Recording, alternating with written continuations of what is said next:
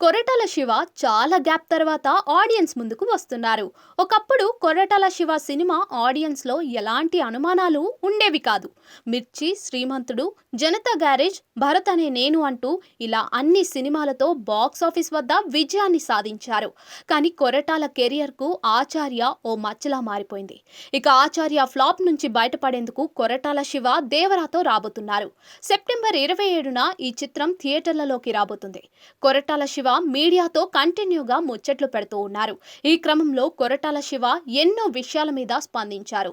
Megastar చిరంజీవితో తనకు మంచి బంధం ఉందని, ఆచార్య ఫ్లాప్ తర్వాత ఆయనే మొదటగా మెసేజ్ చేశారని అన్నారు. మళ్ళీ స్ట్రాంగ్ గా బౌన్స్ బ్యాక్ అవుతావు అని భరోసానిచ్చారట. ఇక ఎన్టీఆర్ దేవరా రెండో పార్ట్ కాస్త ఆలస్యం అయితే మాత్రం మధ్యలో వేరే మూవీ చేసి వస్తానని అన్నారు. బన్నీతో, ప్రభాస్ తో సినిమాలు చేయాలని కొరటాల ప్లాన్ చేస్తున్నారు.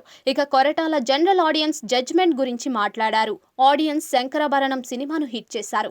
యానిమల్ సినిమాను కూడా హిట్ చేశారు. ఆడియన్స్ కి నచ్చితే సినిమా చూస్తారు, లేదంటే లేదు. చివరకు ఏది ఏమైనా ఆడియన్స్ నిర్ణయాన్ని గౌరవించాల్సిందే అని కొరటాల శివ అన్నారు. ఓటీటీలు రావడం వల్ల ఆడియన్స్ టేస్ట్ లో మార్పు వచ్చిందని అనుకోవడం లేదని అన్నారు. థియేటర్లలో కాకపోతే ఓ 2 వారాలు ఆగితే ఓటీటీలోకి వస్తుంది కదా అని ఆడియన్స్ అనుకుంటున్నారని కొరటాల చెప్పుకొచ్చారు. ఆ మార్పు మాత్రమే వచ్చిందని అన్నారు.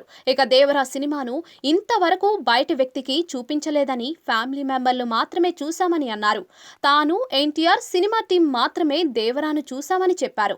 మాకు సినిమా పట్ల సంతృప్తి కలిగిందని, ఇక ఆడియన్స్ తీర్పు ఎలా ఉంటుందో చూడాలని అన్నారు.